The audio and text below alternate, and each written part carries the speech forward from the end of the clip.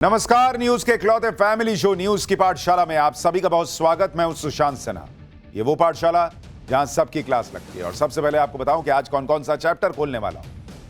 हिंदू नहीं बटेगा, यूजीसी नियमों की धज्जियां उड़ गई हैं। सुप्रीम कोर्ट में क्या हुआ जिसने सब पलट के रख दिया, आज आपको बताऊंगा। सुप्रीम कोर्ट में यूजीसी नियमों पर बहस के दौरान मोदी सरकार ने क्या किया जो आपको नहीं पता है, आज वो भी आपके लिए लाया हूं। कोर्ट ने यूजीसी नियमों पर रोक लगाई तो सन्नाटे में गया हुआ इंडी गठबंधन कैसे बाहर आ गया और क्या क्या कहने लगा, आज आपको देखना चाहिए। यूजीसी पर अभी लड़ाई खत्म नहीं हुई है, अब नई धमकी आई है। क्या नया बवाल होने वाला है, यह भी आपको दिखाऊंगा। इसके अलावा डील पर डील, विदेशी पैसे पर पैसा, पीएम मोदी के सबसे बड़े मिशन पर बहुत बड़ी खुशखबरी कौन सी आ गई। मोदी के रिफॉर्म एक्सप्रेस पर ऐसी क्या खबर आई कि शेयर मार्केट भी बम बम हो गया, आज आपको दिखाऊंगा। इसके अलावा 2 लाख के करीब पहुंचा सोना, 4 लाख पर चांदी। बजट के पहले गोल्ड और सिल्वर ने गजब धमाल क्यों मचा दिया है। किसने कर दी भविष्यवाणी कि सोना 3 लाख, चांदी 7 लाख पर जाएगा। क्या सच में ऐसा होने वाला है क्या, यह भी आपको बताऊंगा। गोल्ड की रिकॉर्ड कीमत के बीच कहां मिट्टी में खजाना मिल गया, लोग सोना निकाल रहे हैं, वो भी दिखाऊंगा। इसके अलावा इंजेक्शन से 5 मिनट में मौत और मौत के 4 घंटे बाद सुसाइड नोट। साध्वी ने सुसाइड किया या बहुत बड़ी साजिश, आज इसके बारे में भी बात होगी। साध्वी की मौत, वीडियो और ब्लैकमेल की थ्योरी, इस पूरे मामले की सच्चाई क्या है, इसका चैप्टर भी खोलूंगा। और आखिर में हमारा स्पेशल सेगमेंट सोचा है कभी। नए जूते, बैग, कई बार पाउडर वाली कोई दवाई होती है, उसमें आपने देखा होगा एक छोटी सी सफेद पुड़िया रहती है जो आप बाद में निकाल के फेंक देते हैं, जिस पर लिखा रहता है डू नॉट ईट। वो सफेद पुड़िया क्या रहती है, सोचें कभी, वो क्यों डली रहती है, उसमें क्या काम है उसका, यह भी बताऊंगा। लेकिन पहले दिन भर की बड़ी खबरों का रिवीजन, उसके बाद पहला चैप्टर।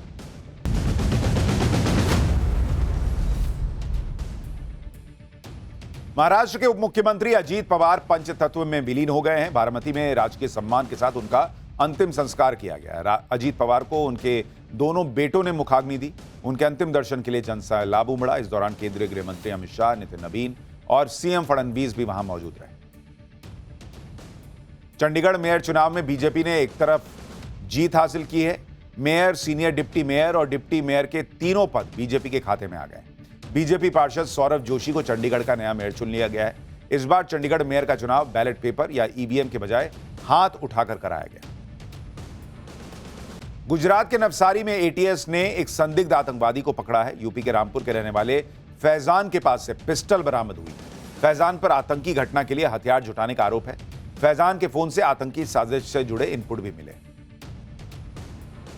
नोएडा में इंजीनियर की मौत के मामले में एसआईटी ने अपनी जांच रिपोर्ट सौंप दी है। 700 पन्नों की रिपोर्ट में माना गया है कि युवराज को बचाने में वहां मौजूद बचाव दल से चूक हो गई। एसआईटी ने एसडीआरएफ, दमकल और पुलिस के 1 दर्जन अधिकारियों और कर्मचारियों को जिम्मेदार माना है।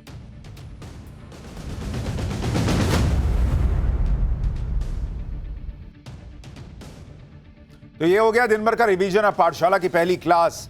हिंदू नहीं बटेगा, यूजीसी नियमों की कैसे धज्जियां उड़ गईं। सुप्रीम कोर्ट में क्या हुआ कि जिसने सब पलट दिया। सुप्रीम कोर्ट में यूजीसी नियमों पर बहस के दौरान मोदी सरकार ने ऐसा क्या किया जो आपको नहीं पता। कोर्ट ने यूजीसी नियमों पर रोक लगाई तो सन्नाटे में गया इंडी कैसे बाहर आया और क्या कहने लगा। और यूजीसी पर अभी लड़ाई खत्म नहीं हुई है क्या, क्या नई धमकी आई है, क्या नया बवाल होने वाला है, सबसे पहले इसका चैप्टर। आज देश के उन लोगों की बड़ी जीत हुई है जो लोग एक इकोसिस्टम से लड़ते हुए हमेशा देशहित की बात करते हैं, जो हमेशा हिंदू एकता की बात करते हैं, जो हमेशा जातिवाद करने वालों के सामने डटकर खड़े रहते हैं, जो सब कुछ इस देश पर न्योछावर करने के लिए तैयार रहते हैं, बदले में कुछ मांगते भी नहीं है भाई। लेकिन उन्हीं के साथ ऐसा अन्याय होने जा रहा था कि उनके बच्चों को कॉलेज, यूनिवर्सिटी के कैंपस में डर डर के जीना पड़ता। उनके बच्चे हमेशा इस डर में रहते कि किसी को कहीं कोई बात बुरी लग गई तो क्या हो गया। अरे यार, दोस्ती यारी है, लड़ाई झगड़ा हो ही जाता है। पता चला किसी ने कोई केस कर दिया, कोई आरोप लगा दिया, करियर बर्बाद हो गया तो क्या होगा। मां बाप डरे रहते कि बच्चा वहां पढ़ रहा है कि क्या ही हो जाएगा उसके साथ। यूजीसी ऐसा नियम लेकर आ गया जिसने देश भर में चिंता पैदा कर दी कि इससे तो सामान्य वर्ग के बच्चों का करियर कहीं तबाह ना हो जाए। हमने पाठशाला में यह बात उठाई थी कि जिस वक्त हिंदू एकता के लिए एक है तो सेफ है जैसे नारे देश में लगते हैं, उस वक्त ऐसे नियम क्यों लाए जा रहे हैं भाई जो हिंदू को बांट रहे हैं, जाति के विभाजन को बढ़ावा दे रहे हैं। कहां तो जातिवाद से लड़ने और सबको एक करने की बातें हो रही थी, कहां यूजीसी के ऐसे नियम लाने की तैयारी हो गई जो समाज को और बांटने वाले थे। और जो बातें पाठशाला में हमने कही, जो चिंताएं हमने जताई, वैसी ही बातों को आज सुप्रीम कोर्ट ने भी माना और यूजीसी के नए नियमों की कोर्ट ने धज्जियां उड़ाकर रख दी, भूत बना दिया बॉस। यूजीसी के जिन नियमों की खामियों को हम आपको पाठशाला में लगातार बता रहे थे, उन्हीं खामियों पर आज सुप्रीम कोर्ट ने बुरी तरह से क्लास ले ली यूजीसी। सुप्रीम कोर्ट भी उखड़ गया भाई। सुप्रीम कोर्ट ने आज यूजीसी के नए नियमों पर ऐसा हथौड़ा चलाया कि सामान्य वर्ग के जो लोग कल तक सड़क पर उतरकर प्रदर्शन करने को मजबूर थे, वो आज सुप्रीम कोर्ट के फैसले पर झूम रहे हैं। जो लोग यूजीसी के नियमों के खिलाफ विरोध को भ्रम बता रहे थे, कह रहे थे कि भ्रांतियां फैलाई जा रही हैं, वो सारी भ्रांतियों का भूत आज सुप्रीम कोर्ट ने उतार दिया। इधर लोग भ्रांति करते रह गए, उधर सुप्रीम कोर्ट में सुनवाई में क्रांति हो गई बॉस, क्योंकि आज सुप्रीम कोर्ट ने हिंदुओं के बीच जाति की खाई को बढ़ाने वाले यूजीसी के नए नियमों पर रोक लगा दी। क्लियर कट रोक, कोई इफ बट नहीं भाई, कोई सशर्त रोक नहीं। सीधे बोला कि हटाओ इसको, अभी रोको इसको। जनरल कैटेगरी के खिलाफ बनाए गए यूजीसी के एक तरफा नियमों को आज सुप्रीम कोर्ट ने सीधे सीधे गलत बता दिया। जिन नए नियमों को यूजीसी भेदभाव रोकने का अचूक उपाय माने बैठा था, सुप्रीम कोर्ट ने उसे समाज को बांटने वाला और खतरनाक बता दिया। आज सुप्रीम कोर्ट में जो हुआ, उसने यूजीसी के नए नियम बनाने वालों को आईना दिखा दिया और यह साबित कर दिया कि सवर्ण समाज अपनी जगह बिल्कुल सही था। सवर्ण समाज ने भी यह बता दिया कि वो अपने हक के लिए सड़क पर उतरना भी जानते हैं और कानूनी लड़ाई जीतना भी जानते हैं। यूजीसी के नए नियमों के खिलाफ आज सुप्रीम कोर्ट ने जो जो कहा है, वो उन लोगों को सुनना चाहिए जो नियमों के फायदे गिनवा रहे थे। अभी आपको बताऊंगा कि कैसे सुप्रीम कोर्ट ने तीर की तरह चुभने वाली टिप्पणियां की, यूजीसी के धागे खोल के रख दिए। उधर इस फैसले ने राजनीतिक दलों की भी पोल खोल दी। सुप्रीम कोर्ट का फैसला आते ही कैसे पार्टियां गजब पलटी मारने लगी। आप रिएक्शन सुनेंगे तो हैरान रह जाएंगे।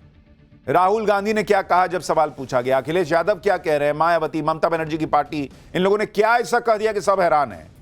कोर्ट में मोदी सरकार ने क्या किया जिसके बारे में आपको पता नहीं।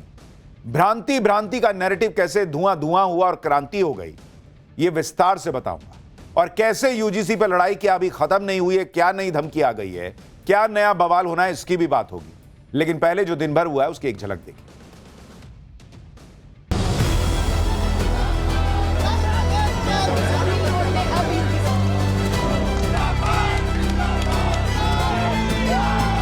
माननीय सुप्रीम कोर्ट ने सारे पक्षों को सुनने के बाद आज इस रेगुलेशन पर रोक लगाई। आज लगता है कि एक बहुत बड़ी जीत हमने हासिल करी है। इस भाईचारे को सुप्रीम कोर्ट ने फिर से बचाया है। हम लोग इतने खुश हैं सुप्रीम कोर्ट के डिसीजन से। नरेंद्र भाई मोदी भारत में कभी विभेद की राजनीति नहीं की है। सुप्रीम कोर्ट में जो बात है तो सुप्रीम कोर्ट का तो सब कुछ स्वीकार करना पड़ेगा।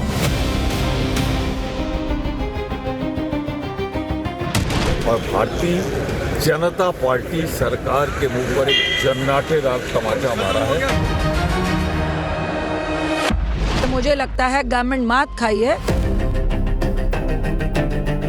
ये तो ठीक ही तो अच्छा किया है। ये जो यूजीसी गाइडलाइन अनकॉन्स्टिट्यूशनल इलीगल था।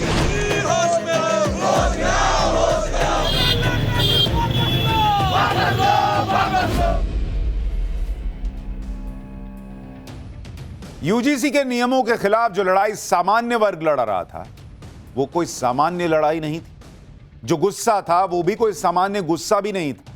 सोशल मीडिया से लेकर सड़क तक सामान्य वर्ग ने पूरी ताकत से अपनी आवाज उठाई, कोर्ट में कानूनी लड़ाई लड़ी और उसी का नतीजा है कि कई दिनों के संघर्ष के बाद आज सुप्रीम कोर्ट से एक बड़ी जीत मिल गई। सबसे पहले सुप्रीम कोर्ट के फैसले की 3 बड़ी बातें आपको बताता हूं, फिर यूजीसी के नियमों की कैसे धज्जियां उड़ाई गई कोर्ट में, उसका चैप्टर भी आगे से बताऊंगा।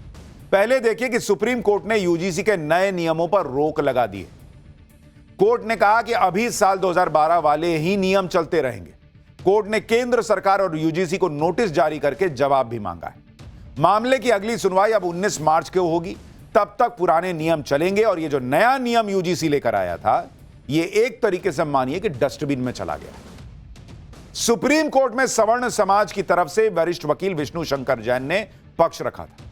एक बार विष्णु शंकर जैन ने कोर्ट के फैसले पर क्या कहा है उसको सुनिए, फिर कोर्ट के अंदर क्या हुआ वो भी दिखाऊंगा। Yeah, today the Honorable Supreme Court heard our writ petition challenging the UGC regulations which have been enacted recently. The Honorable Supreme Court has stayed the UGC regulations and has kept them in abeyance. The Honorable Supreme Court, in exercise of powers under Article 142, has directed that UGC regulations 2012 will be in operation till further orders, and the matter has been posted for hearing on 19th of March. Supreme court का फैसला सवर्ण समाज के उन लोगों के लिए बहुत बड़ी जीत है जो कई दिनों से यूजीसी के नए नियमों के खिलाफ प्रदर्शन कर रहे थे। इसलिए आज जब यह फैसला आया तो सामान्य वर्ग के छात्र जश्न मनाने लगे। भाई वो मिठाई बांटने लगे, रंग उड़ाकर होली खेलने लगे। सुनिए इस फैसले के समर्थन में छात्र क्या कह रहे हैं। रोक रखी है, बहुत सही हुआ है कि यूजीसी एक्ट को अभी रोका गया है। इस पे कार्रवाई करके चेक किया जाए, इसका मतलब एक ग्रुप बनाया जाए जो ग्राउंड लेवल पे चेक करे। सर क्या मानते हैं? सर, यूजीसी एक्ट में भी बहुत संशोधन की जरूरत है जिससे सभी प्रकार की जांचें की जाएं उस पर, जिससे कि समानता सबको एक सी मिले। अच्छा, क्या कहना चाहिए? इस पर रोक लगी, ये सही चीज में मानूंगा, क्योंकि इसके पहले मुद्दा अरावली हिल्स का था, उस पे जैसे संशोधन किया गया, उस पे सुधार किया गया। इसमें भी कोई भी नियम इतनी हड़बड़ी में पारित करना, बहुत सारी चीजें हैं जो इसमें आपने बोला कि आपस में भेदभाव होना शुरू हो जाता है। अगर यूजीसी आएगा तो हमारे मन में एक डर बैठ जाएगा। अगर तो सरकार से यही है कि अगर ये एक्ट जो मतलब है खारिज नहीं हुआ तो इसके लिए अगर हमें अपनी जान भी देनी पड़े ना तो हम जान देने के लिए भी तैयार हैं। आप खारिज करना चाहते हैं? जी, अगर खारिज नहीं हुआ इसको खारिज करने के लिए हमें जो भी करना पड़े ना हम वो करेंगे। यानी छात्र खुश हैं, मिठाइयां बांट रहे हैं, होली खेल रहे हैं। यूजीसी के नियमों पर रोक की खुशी तो इन छात्रों को है ही। उससे भी बड़ी बात यह है कि आज कोर्ट ने यह संकेत दे दिया कि नियमों को जाना होगा और इसके बारे में आपको बताऊंगा। लेकिन पहले आप सोचिए, देश की यूनिवर्सिटी और कॉलेज को चलाने वाली संस्था यूजीसी की आज कोर्ट में कितनी फजीहत हुई है, छीछा लेदर हो गई यूजीसी की। सुप्रीम कोर्ट ने आज इस फैसले पर ऐसी ऐसी टिप्पणियां की हैं जिसे सुनकर कोई भी हिल जाएगा। आपको कुछ जरूरी और बड़ी टिप्पणियों के बारे में बताता हूं जो सुप्रीम कोर्ट ने आज की। सुप्रीम कोर्ट ने कहा कि अगर हमने दखल नहीं दिया तो इसके खतरनाक परिणाम हो सकते हैं, यह समाज को बांट सकता है और इसके बहुत गंभीर परिणाम हो सकते हैं। यूजीसी के लोगों को यह समझ में नहीं आ रहा था कि उनके नियम से समाज बढ़ जाएगा। सुप्रीम कोर्ट को समझ में आ रहा है, सड़क पर उतरे हुए लोगों को समझ में आ रहा है, उनके मां बाप को, बच्चों के मां बाप को समझ में आ रहा है। यूजीसी में कौन अधिकारी बैठे हैं जिनको समझ में नहीं आ रहा था कि समाज बढ़ जाएगा। कोर्ट ने साफ साफ कहा कि पहली नजर में नियम की भाषा अस्पष्ट है, इसका मिसयूज हो सकता है। यानी जो लोगों को दिख रहा था वो चीफ जस्टिस को दिख रहा था, सुप्रीम कोर्ट को दिख रहा था कि भाई इसका गलत इस्तेमाल हो जाएगा। यहां लोग भ्रांति कह रहे थे कि भ्रांति है, क्रांति हो गई है कोर्ट के अंदर। सीजीआई ने कहा कि अभी जो नियम है उससे तो कुछ लोग इसका फायदा उठाएंगे। यानी यूजीसी के नए नियमों को सुप्रीम कोर्ट ने समाज के लिए खतरनाक बता दिया और इस पर रोक लगा दी। यानी सिर्फ ऐसे वैसे रोक नहीं लगी है, यूजीसी के नियमों की धज्जियां उड़ गईं और सुप्रीम कोर्ट ने माना कि इससे समाज बढ़ जाएगा। आज जब सुप्रीम कोर्ट में यूजीसी के नए नियमों की फाइल खुली तो सुप्रीम कोर्ट के जज गुस्से में आ गए। कोर्ट ने जो नियम देखे उसे देखकर वो अपना गुस्सा नहीं रोक पाए। Chief justice of India Suryakant ने कहा कि अनुसूचित जातियों में भी कई लोग अब आर्थिक रूप से समृद्ध हो चुके हैं। हमने अब तक जो जाति विहीन समाज की दिशा में प्रगति की है, क्या हम पीछे जा रहे हैं क्या बॉस? इसी तरह कैंपस में अलग अलग जातियों के लिए अलग अलग हॉस्टल के सुझाव पर भी चीफ जस्टिस भड़क गए। कहा कि फॉर गॉड सेक, भगवान के लिए डोंट डू दिस, ऐसा मत कीजिए। हम सब साथ रहते आए हैं, भारत की एकता शैक्षणिक संस्थानों में भी दिखनी चाहिए। आप सोच रहे हैं बॉस, चीफ जस्टिस का पारा हाई हो गया देख के कि क्या ही है यूजीसी ने नियम बनाया है बॉस। हम अमेरिका हैं क्या कि अलग अलग स्कूल बनेगा अलग रंग के लोगों के लिए, अलग हॉस्टल बना रहे हैं। सुप्रीम कोर्ट ने 3 तीखे सवाल भी पूछे। कोर्ट ने पूछा कि जब भेदभाव की परिभाषा पहले से सभी तरह के भेदभाव को कवर करती है तो जाति आधारित भेदभाव को अलग से परिभाषित करने की जरूरत क्यों पड़ रही है भाई तुमको? कोर्ट ने यह भी सवाल उठाया कि रेगुलेशंस में रैगिंग को काहे नहीं शामिल किए, जबकि यह कैंपस में सबसे बड़ी समस्या है रैगिंग। उससे मतलब नहीं है। मान लीजिए कि अनुसूचित जाति के किसी छात्र ने दूसरे समुदाय के छात्र के खिलाफ अपमानजनक भाषा का प्रयोग किया, तो इसको रोकने का क्या उपाय है आपके पास? यानी जो जो सवाल हमने पाठशाला में उठाए थे वही कंसर्न सुप्रीम कोर्ट का था। ये सब वही बातें हैं जो हमने पिछले कई दिनों से पाठशाला में आपसे कही। जब हम समाज को एक करने की बात कर रहे हैं, हिंदू एकता की बात कर रहे हैं, बड़ी मुश्किल से हिंदू एक होता दिखने लगा है, तो आप जातियों की बात करके हिंदू को बांटने का प्रयास क्यों कर रहे हो भाई? उस वक्त यूजीसी के ऐसे नियम कैसे आ गए जो जाति के आधार पर बंटवारे को बढ़ा देंगे? जिन लोगों ने यूजीसी के ये नियम बनाए उनकी समझ पर आज कोर्ट ने सवाल खड़े कर दिए। और इसलिए मैं कह रहा हूं, ये सिर्फ जनरल कास्ट का मामला नहीं है बॉस, ये पूरे हिंदू समाज के लिए और देश का मसला था। हिंदू बटेगा तो क्या देश के लिए अच्छा है क्या? और आप देखिए कोर्ट में कैसे सवाल खड़े हुए। आज कोर्ट ने यह भी सुझाव दिया कि नियमों को फिर से देखा जाना चाहिए। कोर्ट ने कहा कि कोई कमेटी बनाई जानी चाहिए जिसमें 2 से 3 कम से कम प्रबुद्ध यानी ज्ञानी लोग हो, जो सोशल वैल्यू को समझते हो, जो समाज की खामियों को जानते हो, जिन्हें यह पता हो कि समाज को कैसे आगे बढ़ाना चाहिए भाई, जिन्हें यह पता हो कि अगर ऐसे नियम बनाए जाएं तो लोग कैंपस के बाहर कैसे बर्ताव करेंगे। ऐसे लोग जो अपना दिमाग लगाएं। यानी बॉस, सुप्रीम कोर्ट ने एक तरह से कह दिया कि जिसने भी यूजीसी के नियम बनाए थे उनको समझ नहीं थी, उसने दिमाग ही नहीं लगाया नियम को बनाते हुए। इसलिए तो मैं कह रहा हूं कि यूजीसी की धज्जियां उड़ गई भाई, छीछा लेदर हो गई। कैसा नियम बनाया हो, बुद्धि नहीं लगाए हो क्या? ये वाला हिसाब था। ऐसे लोगों को लेकर आओ जिन्हें समाज के बारे में पता हो, सामाजिक ढांचे के बारे में बताओ, सुप्रीम कोर्ट कह रहा है। सुप्रीम कोर्ट के इस फैसले का दूसरा मतलब यह भी है कि यूजीसी के नए नियम डस्टबिन में जाएंगे, फिर से नियम बनाए जाएंगे, संशोधन होगा, जो दिक्कतें थी उन्हें दूर किया जाएगा। सुप्रीम कोर्ट ने एक तरह से यूजीसी के नए नियमों को तय करने वालों की समझ पर सवाल उठा दिया। अब आपको बताता हूं कि नियमों को यूजीसी तो है ही भाई, लेकिन ये नियम जो तय हुए उसमें किन किन नेताओं का भी दिमाग था। दरअसल नए नियमों में जिस इक्विटी कमेटी के गठन को अनिवार्य किया गया है उसकी सिफारिश संसद की शिक्षा, महिला, बाल, युवा और खेल संबंधी स्थायी समिति ने की थी। दिग्विजय सिंह इस समिति के अध्यक्ष हैं। समिति में कुल 30 सदस्य हैं, जिसमें बीजेपी के 16 सदस्य हैं, कांग्रेस के 4, सपा के 3, टीएमसी के 2, सीपीएम के 1, डीएमके के 1, एनसीपी अजीत पवार गुट के 1, एनसीपी शरद पवार गुट के 1 और 1 सीट खाली थी।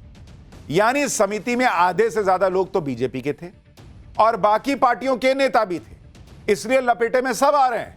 हालांकि समिति के अध्यक्ष दिग्विजय सिंह अपनी सफाई में कह रहे हैं कि समिति ने तो विवादित सिफारिशें की ही नहीं थी, यूजीसी ने अपनी मर्जी से डाल दिया।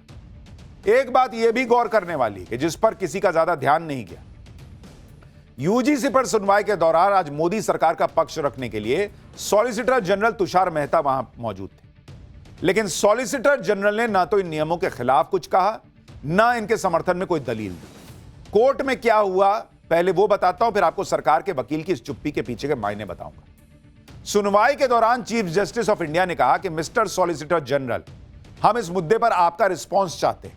इस पर सॉलिसिटर जनरल ने कहा कि हम इस पर जवाब देंगे, यह एक संवैधानिक मुद्दा है।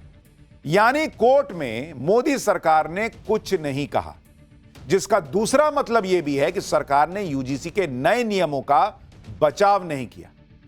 यानी यह बहुत सामान्य बात नहीं है। यूजुअली ऐसा होता है, कोई नियम आया है जो सरकार लेकर आई है, यूजीसी लेकर आई है, तो सरकार डिफेंड करती है कि ना सर क्या बात कर रहे हैं, ये तो एकदम वैसी आप गलत कह रहे हैं, इसमें ऐसा है वैसा है, इसको देखिए।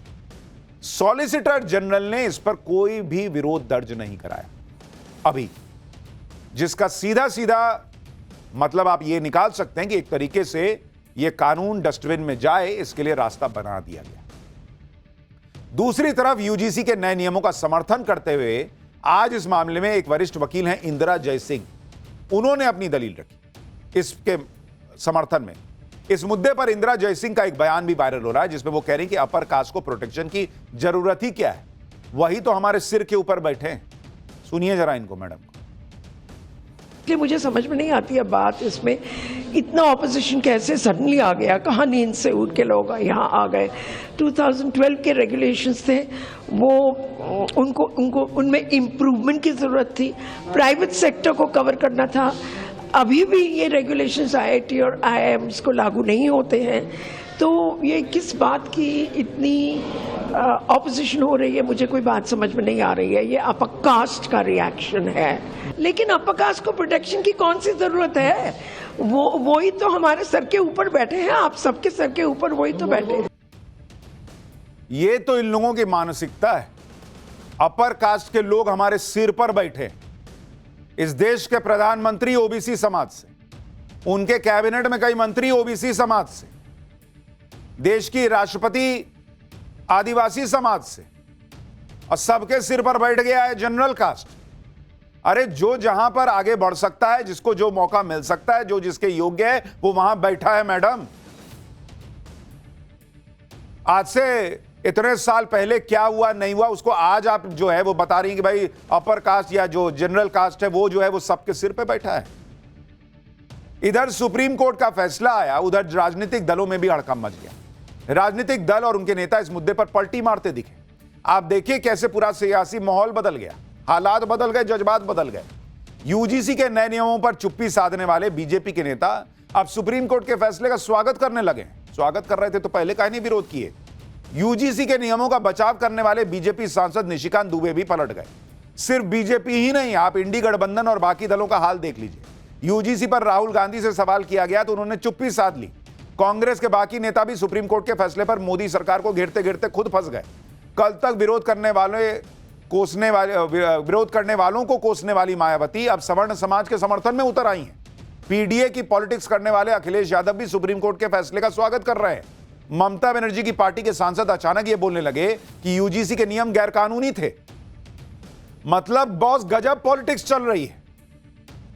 जिस कमेटी ने, संसदीय कमेटी ने इन नियमों को देखा, उसमें बीजेपी भी, सपा भी, टीएमसी भी, कांग्रेस भी, सब शामिल थे। नियम बन भी गया। उसके बाद जब सवर्ण समाज ने विरोध किया, इनमें से ज्यादातर लोग सामने नहीं आए, एक ट्वीट नहीं। जो लोग वहां गाजा पट्टी पे एकदम न्यौछावर हो जाते हैं, वो यहां सवर्ण समाज के लिए बोलने के लिए तैयार नहीं थे। अब कोर्ट का फैसला आया, हाँ ठीक किए बॉस, ठीक किए। मतलब गजब पॉलिटिक्स चल रही है बॉस इस देश में। एक एक राजनीतिक दल और उनके नेता सब फंसे हुए हैं।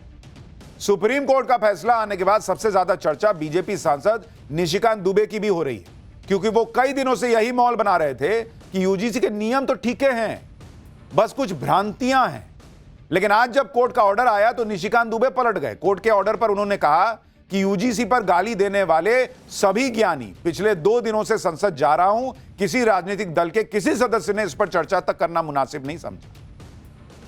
उल्टा जिस सरकार ने प्रधानमंत्री मोदी जी के नेतृत्व में ईडब्ल्यूएस को 10% आरक्षण देकर गरीब की सुध ली, उसी को गाली।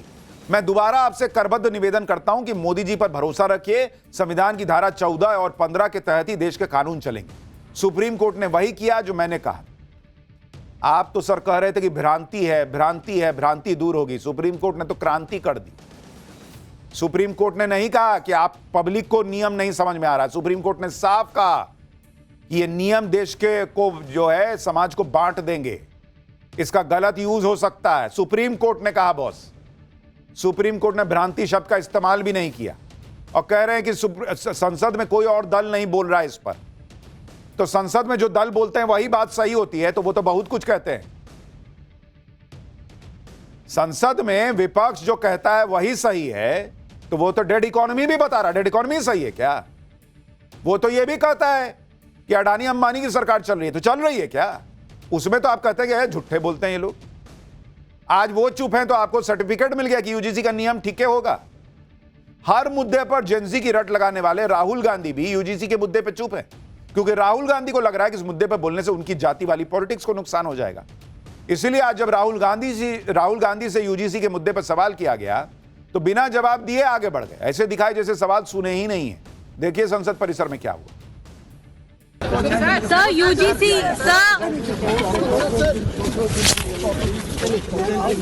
सर यूजीसी पे सर यूजीसी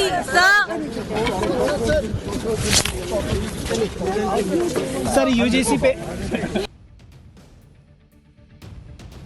यूजीसी पर राहुल गांधी की चुप्पी इस मुद्दे पर कांग्रेस की कंफ्यूजन को भी दिखाती है, क्योंकि आप देखिए सुप्रीम कोर्ट का फैसला आने से पहले तो कांग्रेस के ज्यादातर नेता साइलेंट मोड में थे।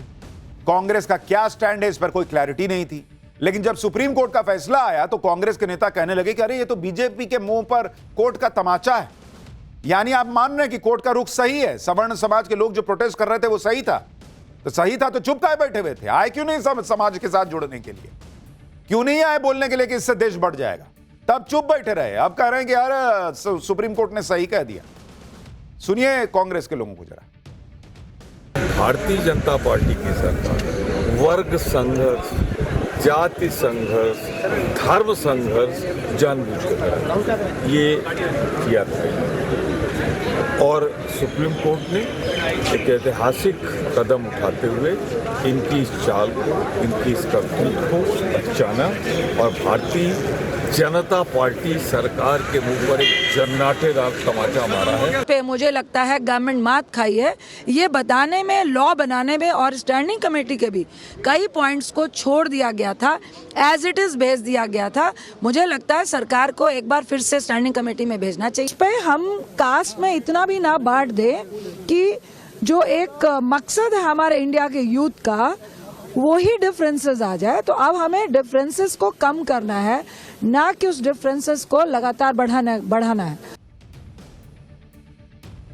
हम कास्ट में इतना भी ना बांट दें, ये वो कांग्रेस सांसद कह रही हैं जिनके नेता राहुल गांधी दिन रात जो है यही गिनाते रहते हैं कि मीडिया वाले तुम्हारे यहाँ कितने SC ST OBC हैं, बताना जरा फलानी जगह कितने SC ST OBC हैं। आज इनको मौका मिला तो कह रहे हैं कि अरे कास्ट में नहीं बांटना चाहिए। और सिर्फ बीजेपी और कांग्रेस के नेता ही नहीं बल्कि दूसरी पार्टियां भी सुप्रीम कोर्ट के मामले में फंस गए, फैसले पर फंस गए। जैसे मायावती कल सुबह तक कह रही थी कि सामान्य वर्ग के जातिवादी मानसिकता वाले लोग UGC के नियमों का विरोध कर रहे हैं। आज सुप्रीम कोर्ट के फैसले पर मायावती एकदम से सवर्ण समाज के पक्ष में आ गई। हालात जज्बात बदल गए। मायावती कह रही हैं कि UGC के नए नियम से सामाजिक तनाव का वातावरण पैदा हो गया है। ऐसे वर्तमान हालात के मद्देनजर रखते हुए माननीय सुप्रीम कोर्ट का UGC के नए नियम पर रोक लगाने का आज का फैसला उचित है, जबकि देश में इस मामले में सामाजिक तनाव आदि का वातावरण पैदा ही नहीं होता अगर UGC नए नियम को लागू करने से पहले सभी पक्षों को विश्वास में ले लेती और जांच कमेटी आदि में भी अपर कास्ट समाज को नेचुरल जस्टिस के अंतर्गत उचित प्रतिनिधित्व दे देती। लोग अब मायावती का रिएक्शन देखकर हैरान हैं, क्योंकि मायावती की पार्टी में ही पहले तिलक तराजू और तलवार, इनको मारो जूते चार जैसे नारे चलते थे। इसी तरह PDA की पॉलिटिक्स करने वाले अखिलेश यादव के सामने भी संकट खड़ा है, इसलिए वो न UGC के नए नियमों का खुलकर समर्थन करते हैं न विरोध करते हैं। अखिलेश यादव कह रहे हैं कि सच्चा न्याय किसी के साथ अन्याय नहीं होता, माननीय न्यायालय यही सुनिश्चित करता है। कानून की भाषा भी साफ होनी चाहिए और भाव भी। यानी अखिलेश यादव भी मान रहे हैं कि नियमों की भाषा गलत थी, सवर्ण समाज के साथ गलत हो रहा था। अखिलेश यादव ने कहा कि बात सिर्फ नियम नहीं, नियत की भी होती है। न किसी का उत्पीड़न हो, न किसी के साथ अन्याय हो, न किसी पर जुल्म ज्यादती हो, न किसी के साथ नाइंसाफी हो। एक बार अखिलेश यादव को सुनिए। अब देखिए, सुप्रीम कोर्ट के बाद सुप्रीम कोर्ट में जो बात है तो सुप्रीम कोर्ट का तो सब कुछ स्वीकार करना पड़ेगा, लेकिन उससे भी महत्वपूर्ण बात यह कि बजट आने वाला है। सुप्रीम कोर्ट का फैसला आने के बाद एक एक करके सारे नेताओं के डबल स्टैंडर्ड सामने आ गए। ममता बनर्जी की पार्टी से जब इस पर सवाल किया गया तो उनके सांसद UGC के नियमों को गैरकानूनी बताने लगे। सुनिए एक बार। ये तो ठीक ही तो अच्छा किया है। ये जो UGC गाइडलाइन अनकॉन्स्टिट्यूशनल इलीगल था और सुप्रीम कोर्ट ने जो आपको पास से सुन रहे हैं, हम तो अंदर में थे, जो हुआ तो अच्छा हुआ, वो तो हम लोग का बात ही था, इसको बंद करना है। यानी आज की डेट में देखिए तो सब ये दिखाने में लगे कि हाँ सुप्रीम कोर्ट ने जो किया वो सही था। इनकी सच्चाई ये है बॉस, A to लेके Z सारी पॉलिटिकल पार्टीज के लिए कह रहा हूं। इनकी सच्चाई ये है, इन सब को पता था कि सामान्य वर्ग के साथ अन्याय हो रहा है इस नियम के तहत, सबको पता था। लेकिन OBC SC ST समाज कहीं नाराज ना हो जाए, कहीं वो वोट बैंक मेरे हाथ से ना निकल जाए, कहीं वो मोदी से जाके और ज्यादा ना सट जाए, इसलिए मुंह से भकार नहीं निकल रहा था, आवाज नहीं निकल रही थी इन लोगों की। आज सुप्रीम कोर्ट ने जब रोक लगा दी इस कानून पर, इस नियम पर, तो सुप्रीम कोर्ट के कंधे पर रखकर जो है सहानुभूति का मलहम लगाने के लिए सुप्रीम कोर्ट के कंधे पर चढ़कर आए कि ना गलत हो रहा था भाई। क्यों? क्योंकि अब कह पाएंगे कि देखो मैं नहीं कह रहा ना यार, OBC SC ST समाज के लोगों, मैं नहीं कह रहा, सुप्रीम कोर्ट ने कहा है, इसलिए सुप्रीम कोर्ट ने कहा तो ठीक ही कहा होगा। आप इस देश के नेता हैं, गलत को गलत कहने की लड़ाई नहीं लड़ सकते, आम पब्लिक के साथ खड़े नहीं हो सकते, और आप कहते हैं कि आप इस देश के नेता हैं। सामान्य वर्ग के लोगों ने इस देश के लिए आगे बढ़ाने के लिए क्या नहीं किया है बॉस? क्या कमी छोड़ी है उन्होंने? आज की डेट में कहां इतना आप देखिएगा, मतलब मुझे तो लगता है कई बार लोग दोस्ती में आजकल बहुत सारी ऐसी जगह, कई जगह अन्याय होता होगा, लेकिन बहुत जगह ऐसा है कि लोग जाति भी नहीं पूछते, जिसे आप जेन जी कहते हैं, लेकिन आप उसको एक खांचे में डालकर देखेंगे क्या? उसके साथ कोई खड़ा होने को तैयार नहीं होगा क्या? और ऐसा नियम बन जाएगा। आप यह भी देखिए कि इधर यूजीसी के नियमों पर रोक लगने से प्रदर्शन करने वाले जनरल कैटेगरी के छात्र खुश हैं, जश्न मना रहे हैं। ऐसे भी छात्र हैं जो इस फैसले से निराश हैं, जिन्हें लगता है कि यूजीसी के नियमों को तो जल्द से जल्द लागू कर देना चाहिए। दोस्त, कोई नहीं कह रहा कि एससी, एसटी, ओबीसी कोई भी शोषित समाज है तो उसको न्याय ना मिले, लेकिन सिर्फ इतना कहा जा रहा है कि नियमों का दुरुपयोग ना हो और न्याय मिले तो सबको मिले। कोई एससी, एसटी, ओबीसी को प्रोटेक्शन देने से मना नहीं कर रहा भाई। और यह एक तरीके से समाज को बांटने वाला नियम था। सुप्रीम कोर्ट ने यूजीसी के नियमों पर रोक तो लगा दी है, लेकिन मामला यहीं खत्म नहीं होता। करणी सेना और परशुराम सेवा संगठन बड़े आंदोलन की धमकी दे रहे। इन संगठनों का कहना है कि इस नियम को पूरी तरह से रद्द किया जाए। ये लोग 1 फरवरी को बड़ा प्रदर्शन की बात कह रहे हैं। आंख से अंधे कान के बहरे लोग हैं जो लोकसभा में बैठे हैं, उनको सुनवाई की मामला है। उन्होंने बनाया ये बिल और उनके खिलाफ जब तक हम लोग खड़े होकर एकजुटता नहीं दिखाएंगे और वो बिल वहां पे खारिज नहीं होगा, जब तक न कोई इसमें कोई ताकत, ये इसमें कोई जीत है और न हम जीत मानेंगे। आंशिक हमको लाभ मिला है, लड़ाई लंबी चलेगी। आने वाली 1 फरवरी को शहीद स्मारक जयपुर पर एक बड़ी सभा कर रहे हैं हम, जिसमें स्वर्ण समाज के जितने भी वर्ग, जातियां और समाज आते हैं उस दिन एकत्रित होंगे। यानी मामला अभी यहीं खत्म नहीं हुआ है। यह बड़ा मुद्दा है जिस पर लगातार बात हो रही है। सुप्रीम कोर्ट का फैसला आने के बाद अब घमासान और भी तेज हो सकता है। लेकिन एक बात यह भी है कि आज सुप्रीम कोर्ट का फैसला आने के बाद प्रधानमंत्री नरेंद्र मोदी की सरकार को एक मौका इस बात का भी मिला है कि टीम मोदी को रिबूट किया जाए। क्योंकि आप हाल फिलहाल में देख लीजिए कि एक के बाद एक बड़े मुद्दे आए, जिसमें कई बड़े मंत्री इन मुद्दों को लेकर घिरे और बहुत नेगेटिव माहौल बना है सरकार को लेकर। जैसे आप याद कीजिए कि अरावली का मुद्दा, इसमें पर्यावरण मंत्री भूपेंद्र यादव घेरे में आ गए। सोशल मीडिया पर खूब माहौल बना, सड़कों पर प्रदर्शन हुए। फिर मामला सुप्रीम कोर्ट गया और वहां पर अरावली पहाड़ियों की परिभाषा को लेकर जो आदेश दिया गया था उसे रोक दिया गया। इसी तरह से इंडिगो का मुद्दा देख लीजिए। राम मोहन नायडू एविएशन मिनिस्टर घेरे में आए। इसमें काफी फजीहत हुई सरकार की। हजारों फ्लाइट्स पर संकट आया। इंडिगो की मनमानी चलती रही, पैसेंजर्स परेशान हुए। जब चीजें एकदम हाथ से निकल गई तब मंत्री जी एक्शन में आए। इसी तरह से नीट पीजी कट ऑफ मामला देखिए कि कट ऑफ -40 तक कर दिया गया। इस पर बहुत बवाल हुआ। जब बवाल हुआ तो कहा गया कि सीटें खाली हैं, उन सीटों को भरने के लिए ये सब कर रहे हैं। लोगों ने कहा तो फिर एक काम करो कि घर से उठा के ही बना दो ना डॉक्टर। धर्मेंद्र प्रधान शिक्षा मंत्री, यूजीसी के नए नियम, फिर उन पर सवाल उठा कि भाई ये क्या ही कर रहे हैं, और अब सुप्रीम कोर्ट ने रोक लगाई। और इसलिए हम कह रहे हैं कि नरेंद्र मोदी 2047 का विजन लेकर चल रहे हैं। मोदी और शाह ये दो ऐसे नेता हैं बीजेपी में जो टेस्ट क्रिकेट खेलने वाले जैसे प्लेयर होते हैं ना, लंबी पारी वाले, उस तरह की पारी खेल रहे हैं। लेकिन क्या नरेंद्र मोदी की टीम वैसी पारी खेल रही है? क्या नरेंद्र मोदी की टीम में कुछ नेता हैं जो उस तरह के विजन और सोच के साथ काम कर रहे हैं? वरना बीते 3-4 महीने में इस तरह की बड़ी बड़ी घटनाएं कैसे हो गई? क्या नरेंद्र मोदी को ऐसे लोगों पर सोचने की जरूरत है? ऐसे टीम के लोगों पर सोचने की जरूरत है? क्या टीम मोदी को रिबूट करने की जरूरत है ताकि ऐसी घटनाएं ना हो? यह सोचना चाहिए।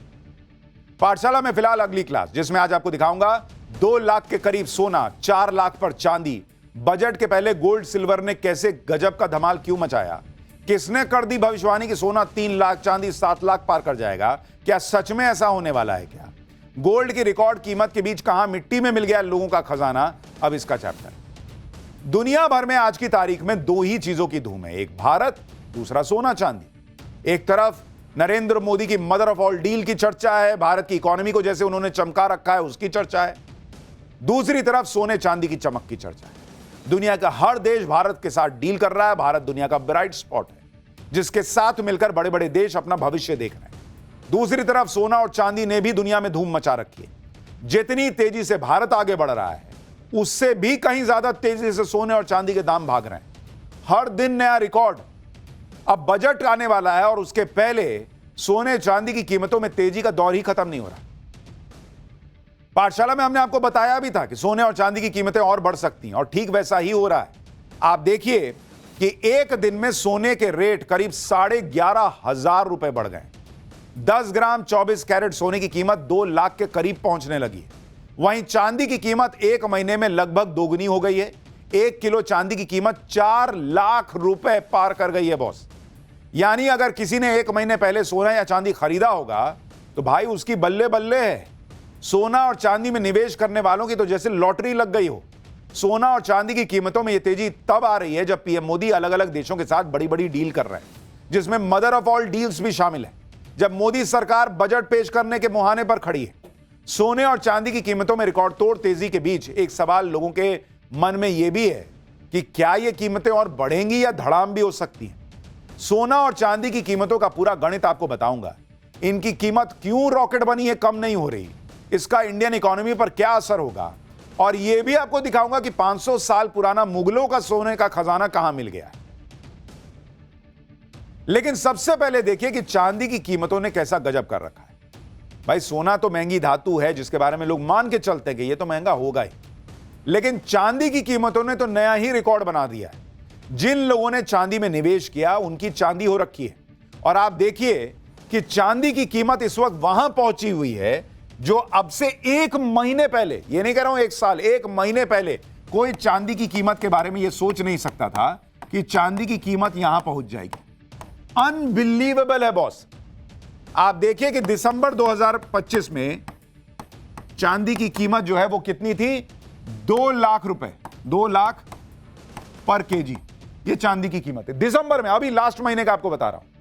29 जनवरी, यानी अभी पूरे जनवरी खत्म भी नहीं हुई है और सोने चांदी की कीमत 4 लाख रुपए प्रति किलो हो गई है बॉस। जस्ट डबल, एक महीने के अंदर डबल हो गई है। एमसीएक्स मल्टी कमोडिटी एक्सचेंज का आपको बता रहा हूं। चांदी की कीमतें पिछले 45 दिन में जिस तरह से बढ़ी हैं वो तो और हैरान कर देता है। मतलब अगर आप देखिएगा तो ये आपको बताया था 15 दिसंबर का, 15 दिसंबर को 2 लाख पे थी चांदी की कीमत। 19 जनवरी को 3 लाख पे थी चांदी की कीमत, और अभी 10 दिन के अंदर आप देखिए बढ़ के 4 लाख हो गई। भाई ये तो लंबोर्गिनी में भाग रही है ऐसा लग रहा है, एकदम घाए घाए, एकदम सटा 45 दिन के अंदर 45 डेज में 2 लाख रुपया कीमत बढ़ी है। 2 लाख रुपया चांदी की कीमत, यानी औसतन हर दिन चांदी की कीमत 4,444 रुपए बढ़ी एवरेज। चांदी की कीमत तो रॉकेट बनी ही हुई है, लेकिन सोना भी कम नहीं है। सोना भी हर दिन नए रिकॉर्ड बना रहा है। आप देखिए कि 24 कैरेट सोने की कीमत किस तरह से भाग रही है। 28 जनवरी को शाम को सोने की कीमत 1,64,635 रुपया प्रति 10 ग्राम थी। 29 जनवरी को सोने की कीमत 1,76,000 रुपया, 76,121 रुपया प्रति 10 ग्राम हो गई। यानी एक दिन में 11,486 रुपया सोना महंगा हो गया। 31 दिसंबर 2025 को सोने की कीमत 1,33,000 प्रति ग्राम 10 ग्राम थी। 30 दिन में यह 42,000 रुपए से ज्यादा बढ़ चुकी है। यानी सोना भी हर दिन औसतन 1,400 रुपए प्रति 10 ग्राम महंगा हुआ है। और पाठशाला में हमने आपको बताया था कि सोना और चांदी की कीमतें बढ़ेंगी, और वैसा ही होता दिख रहा है। अगर आप भी सोना या चांदी खरीदना चाह रहे हैं लेकिन ज्यादा कीमत या अचानक कीमत कम होने से संकोच कर रहे हैं, तो आपको एक महत्वपूर्ण अपडेट बताता हूं। बजट से पहले वित्त मंत्रालय ने इकोनॉमिक सर्वे पेश किया है, जिसके मुताबिक ग्लोबल उथल पुथल के बीच सोना चांदी निवेशकों के लिए सुरक्षित निवेश है। जब तक ट्रेड वॉर और स्थायी शांति नहीं आती तब तक सोना चांदी की कीमतों में उछाल जारी रह सकता है, यह आर्थिक सर्वे भी कह रहा है। यानी फिलहाल दुनिया भर में जो हलचल हो रही है, ट्रेड को हथियार की तरह इस्तेमाल किया जा रहा है, युद्ध हो रहे हैं, नए युद्ध की धमकियां आ रही हैं, उसको देखते हुए सरकार भी मान रही है कि सोना और चांदी की कीमत में तेजी बरकरार रह सकती है। सोने और चांदी की कीमतों में आई तेजी की वजह भी आपको बताता हूं। दरअसल इसकी बड़ी वजह अमेरिका और वहां के राष्ट्रपति डोनाल्ड ट्रंप है। ट्रंप की वजह से दुनिया में भयंकर हंगामा मचा हुआ है, जिसको चाहे जो उसको उठा ले रहे हैं, देशों पर कब्जा करने की धमकी दे रहे हैं, युद्ध की धमकी दे रहे हैं, और इसी वजह से सोना महंगा होता जा रहा है। ट्रंप ईरान को धमकी दे रहे हैं, जिस पर ईरान कह रहा है कि हम बंदूक लिए बैठे हैं। उधर इजराइल कह रहा है कि कोई हमला हुआ तो वो बहुत बड़े स्तर का हमला हो जाएगा। यानी दुनिया में चारों तरफ अनिश्चितता है। ट्रेड वॉर और रियल वॉर की आशंका बढ़ रही।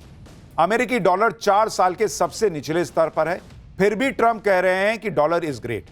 ट्रंप की हरकतों और उनके बयानों की वजह से इन्वेस्टर्स का इंटरेस्ट करेंसी से हट रहा है।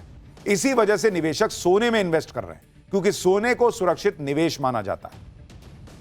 यानी सोना और चांदी के दाम अभी बढ़ सकते हैं और कई एक्सपर्ट भी कह रहे हैं ऐसा कि सोने की कीमत 1,90,000 रुपए प्रति 10 ग्राम तक जा सकती है। कई एक्सपर्ट्स को लगता है चांदी की कीमत 4 लाख रुपए प्रति किलो से आगे जा सकती है, जो कि ऑलरेडी चली गई है। यानी सोना और चांदी में निवेश किया जा सकता है, ये कई लोगों को लगता है। बाकी निवेश के पहले अपने हिसाब से सोच समझ के कीजिएगा। हालांकि सोना या चांदी खरीदने से पहले अपनी खुद की रिसर्च और विवेक का प्रयोग जरूरी है।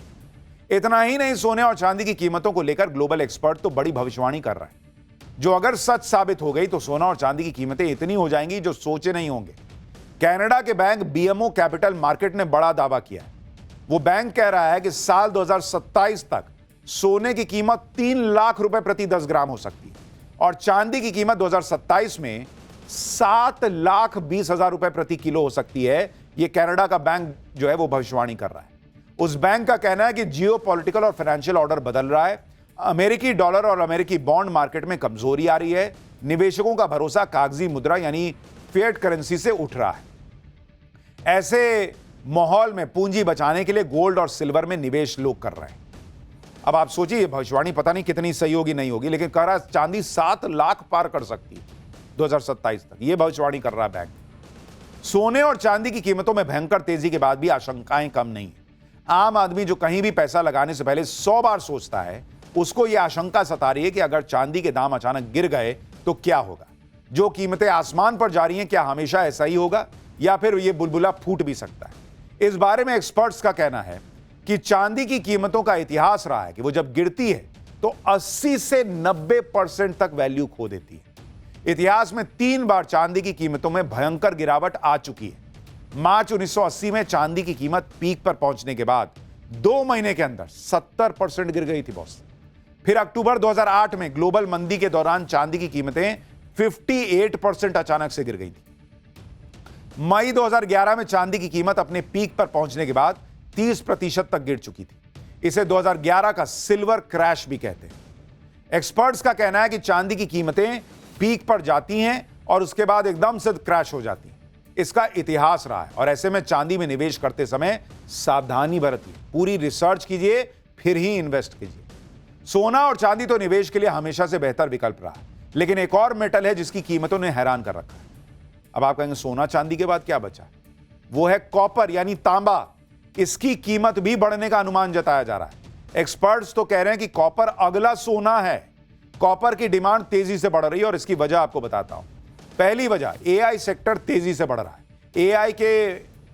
AI में इस्तेमाल में बिजली की बहुत खपत होती है और उसके लिए कॉपर की जरूरत पड़ती है। दूसरी वजह है इलेक्ट्रिक गाड़ियां और सोलर प्रोजेक्ट। बिना कॉपर के ये पूरे ही नहीं हो सकते। नए एनर्जी प्रोजेक्ट में कॉपर की ग्लोबल डिमांड 20% तक बढ़ा दी है। तीसरी वजह, इंडोनेशिया और चिली में ज्यादातर कॉपर का प्रोडक्शन होता है। दोनों देशों में खनन संबंधी रुकावटों से कॉपर की सप्लाई कम हुई है तो कीमत भाग गई है। इन तीनों कारणों से कॉपर की डिमांड तेजी से बढ़ रही है। कॉपर प्रोडक्शन करने वाली कंपनियों में निवेश करना इस समय फायदे का सौदा बताया जा रहा है। कॉपर की बढ़ती डिमांड की वजह से इसमें इन्वेस्ट करना सेफ भी माना जा रहा है। हालांकि फिर यही कहूंगा कि अपनी रिसर्च कीजिए और उसके बाद निवेश कीजिएगा। एक तरफ सोने की कीमतें आसमान में हैं, लोग सोने में इन्वेस्ट करने की प्लानिंग कर रहे हैं। दूसरी तरफ मध्य प्रदेश में लोगों को मिट्टी में सोने का खजाना मिल गया। सोचिए, सड़क की मिट्टी बारिश में हटी और नीचे से सोने का सिक्का मिल जाता। यह घटना मध्य प्रदेश के छतरपुर की है, जहां सड़क को ठीक करने के लिए डाली गई मिट्टी में अचानक पुराने सिक्के चमकने लगे। यह वही सोने का सिक्का है जो लोगों को सड़क की मिट्टी में मिला। खबर आग की तरफ फैल गई। अरे बाप रे, मिट्टी में सोने का सिक्का निकला है। लोगों की भीड़ जमा हो गई। सोने के सिक्के खोजने के लिए रात के अंधेरे में लोग मोबाइल लेके और जो है वो मिट्टी खोदने लग गए कि बाप रे बाप, खजाना मिल गया है। देख रहे हैं, मार हो गई है वहां पे। जिसको देखिए वही मिट्टी हटा रहा है और सोच रहा है कि सोना निकल आएगा। जिसको मौका मिला सब भाई फुल मोबाइल चार्ज करके पहुंच गए, रात भर मिट्टी खोदे। कि सोना मिलेगा। छतरपुर के राजगढ़ गांव में सोने के खजाने की खोज में लोग लगे हुए हैं। जिनको सोने का सिक्का मिला है वो इतरा रहे हैं और बाकी के लोग अपनी किस्मत चमकाने के लिए खजाना खोज रहे हैं। कहा जा रहा है कि जो सिक्के मिले हैं वो 500 साल पुराने हैं और मुगलों के खजाने का हिस्सा हो सकते हैं। गांव वालों के मुताबिक राजगढ़ गांव में सड़क को ठीक किया जा रहा था। उसके लिए राजगढ़ पैलेस के पास की मिट्टी सड़क पर डाली गई। बारिश के बाद मिट्टी बह गई और सोने के सिक्के दिखने लगे। गांव वालों का कहना है कि ये सिक्के 500 साल पुराने हैं। सरपंच का दावा है कि सिक्कों के अलावा सोने के बिस्किट भी मिले हैं। सोने का खजाना मिलने की बात सुनकर पुलिस और प्रशासन के अधिकारी भी मौके पर पहुंचे और लोगों से बातचीत की। जो सिक्के मिले हैं उनकी जांच पुरातत्व विभाग करेगा और तब सही में पता चल पाएगा कि ये कितने पुराने हैं और सोने के हैं भी या नहीं। तो अभी माहौल तो ये बन गया कि भाई जिसको मौका मिल रहा है मिट्टी खोद रहा है। खैर, पाठशाला में वक्त है अगले चैप्टर का। इंजेक्शन से 5 मिनट में मौत और मौत के 4 घंटे बाद सुसाइड नोट। साध्वी ने सुसाइड किया या बहुत बड़ी साजिश? साध्वी की मौत, वीडियो और ब्लैकमेल की थ्योरी, इस पूरे मामले की सच्चाई क्या है, अब इसके बारे में आपको बताता हूं। इस वक्त एक साध्वी की मौत की मिस्ट्री ने सबको बुरी तरह से उलझा कर रख दिया है। राजस्थान में कथावाचक साध्वी प्रेम बाइसा की मौत की गुत्थी उलझती जा रही है। यह पता ही नहीं चल रहा कि यह मर्डर है या सुसाइड। कभी कहा जा रहा कि गलत इंजेक्शन की वजह से साध्वी प्रेम बाइसा की मौत हो गई, तो कभी कहा जा रहा कि साध्वी प्रेम बाइसा परेशान थी, तनाव में थी, न्याय नहीं मिला, इसलिए उन्होंने सुसाइड कर लिया है। लेकिन इस केस में अब हत्या वाला एंगल भी सामने आ रहा है। आप देखिए कि दावा किया जा रहा है कि खांसी जुकाम वाले इंजेक्शन से 5 मिनट में उनकी मौत हो गई। साध्वी के सुसाइड नोट भी मिलने की बात है, जो कि मौत के 4 घंटे बाद उनके सोशल मीडिया पर आया। सुसाइड नोट में अग्नि परीक्षा और जाने के बाद न्याय जैसे शब्दों ने केस को और उलझा दिया। साध्वी की मौत के बाद 6 महीने पुराने ब्लैकमेलिंग केस की भी चर्चा होने लगी है। सवाल है कि वो कौन लोग थे जिन्होंने साध्वी प्रेम बाइसा का वीडियो वायरल किया था। कुल मिलाकर साध्वी प्रेम बाइसा की संदिग्ध परिस्थितियों में हुई मौत अब एक डेथ मिस्ट्री बन चुकी है। वहीं दिल्ली में भी एक ऐसा मर्डर हुआ जिसने पति पत्नी के रिश्तों को तार तार कर दिया। दिल्ली पुलिस की महिला कमांडो को उसके ही पति ने बेरहमी से मौत के घाट उतार दिया। आपको बताऊंगा आतंकियों से लोहा लेने वाली कमांडो जिंदगी की जंग कैसे हार गई, साथ ही साध्वी की डेथ मिस्ट्री में कितने नए किरदार सामने आए हैं, उसका रहस्य क्या है। लेकिन पहले इन दोनों खबरों की एक झलक देखिए। प्रेम बाइसा राजस्थान की प्रसिद्ध कथावाचक और भक्ति भजन गायिका थी। वो महज 34 साल की थी जब 28 जनवरी को अचानक उनकी मौत की खबर आई तो उनके भक्तों को यकीन ही नहीं हुआ कि साध्वी प्रेम बाइसा अब इस दुनिया में नहीं। साध्वी की मौत के बाद जोधपुर के बोरानाडा में उनके आश्रम पर भीड़ लग गई। हर कोई जानना चाहता था कि आखिर अचानक ऐसा क्या हुआ कि साध्वी प्रेम बाइसा की इतनी कम उम्र में मौत हो गई। बताया जा रहा कि प्रेम बाइसा सुबह तक भजन कर रही थी। उन्होंने कथा भी सुनाई थी, वो स्वस्थ थी और अपने भक्तों के सामने भी आई थी। आश्रम की तरफ से बताया गया कि साध्वी प्रेम बाइसा को हल्का जुकाम था। शाम 5:30 बजे उनकी तबीयत खराब हुई। आश्रम में ही कंपाउंडर उन्हें इंजेक्शन लगाने आया। इंजेक्शन लगाने के 5 मिनट बाद उनकी मौत हो गई। साध्वी प्रेम बाइसा को प्रेक्षा अस्पताल ले जाया गया, लेकिन अस्पताल ले जाने से पहले ही उनकी मौत हो गई थी। प्रेक्षा अस्पताल प्रबंधन ने साध्वी प्रेम बाइसा की मौत की खबर पुलिस को दी, लेकिन साध्वी की डेड बॉडी को आश्रम ले जाया गया। बताया जा रहा है कि साध्वी प्रेम बाइसा को डेक्सोना नाम का इंजेक्शन लगाया गया था। पुलिस ने इंजेक्शन लगाने वाले कंपाउंडर को हिरासत में ले लिया है। इंजेक्शन के खाली खोल भी जब्त कर लिए हैं। ऐसे में सवाल है कि क्या डेक्सोना इंजेक्शन मौत की वजह बन सकता है? चिकित्सा विशेषज्ञों के मुताबिक डेक्सोना इंजेक्शन एक स्टेरॉयड है जो सूजन और गंभीर एलर्जी में लाइफ सेविंग ड्रग का काम करता है। हालांकि इसके साइड इफेक्ट्स भी होते हैं, लेकिन सामान्य मामलों में इससे इतनी तत्काल मौत नहीं होती। अब यह जांच का विषय है कि क्या इंजेक्शन में कुछ मिलाया गया था या साध्वी प्रेम बाइसा को इंजेक्शन से कोई गंभीर रिएक्शन हो गया। साध्वी के इंस्टा पोस्ट के बाद रात 11 बजे उनके ही फेसबुक पर भी पोस्ट किया गया, जिसमें दावा किया गया कि गलत इंजेक्शन के कारण उनकी मौत हुई। साध्वी के इंस्टा पोस्ट में जो लिखा था वो चौंकाने वाला था। इंस्टा पोस्ट में साध्वी प्रेम बाइसा की तरफ से लिखा गया कि मेरा सौभाग्य है कि मैंने सनातन धर्म में जन्म लिया और अंतिम सांस भी सनातन के लिए ली। मैंने आदि गुरु शंकराचार्य और देश के कई महान संत महात्माओं को लिखित पत्र लिखा, अग्नि परीक्षा के लिए निवेदन किया, लेकिन प्रकृति को क्या मंजूर था। मैं इस दुनिया से हमेशा के लिए अलविदा, लेकिन ईश्वर और पूज्य संत महात्माओं पर पूर्ण भरोसा है। मेरे जीते जी नहीं तो जाने के बाद तो न्याय मिलेगा। साध्वी प्रेम बाइसा ने इस पोस्ट में जिस अग्नि परीक्षा और न्याय की बात की है उसके बारे में बताऊंगा, लेकिन पहले प्रेम बाइसा के पिता को सुनिए। उन्होंने साध्वी की मौत और सोशल मीडिया पोस्ट पर क्या कहा है। आपकी बेटी को न्याय दिला देना बस। अच्छा, क्या घटना हुई?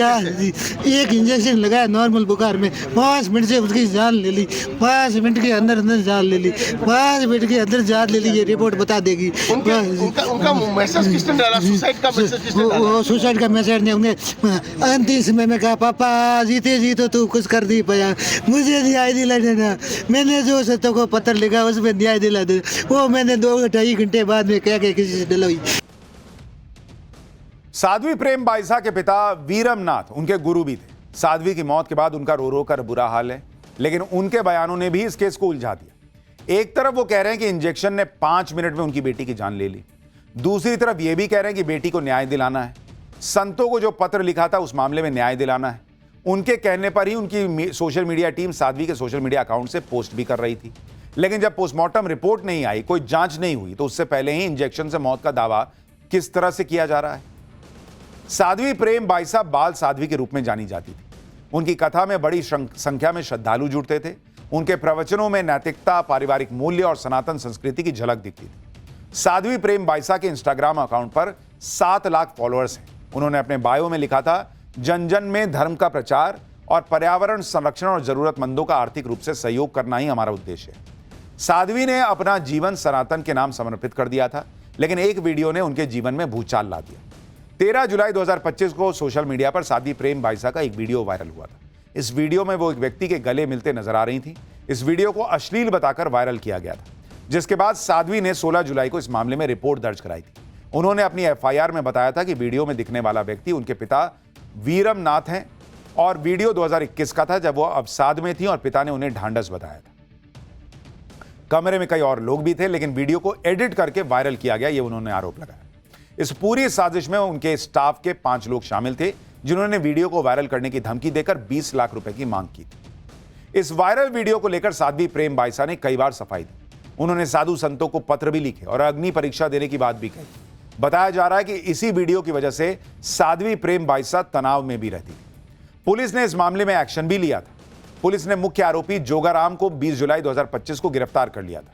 पुलिस पूछताछ में जोगेंद्र ने कबूला था कि वो साध्वी से रंजिश रखता था। बदला लेने के लिए ड्राइवर रमेश की मदद से उसने वीडियो चुराया था। उसका मकसद न केवल पैसे ऐंठना था, बल्कि कथाओं को रद्द करवाना भी था। वो आयोजकों को ये वीडियो दिखाकर भ्रमित करता था, जिससे कई कार्यक्रम रद्द भी हुए।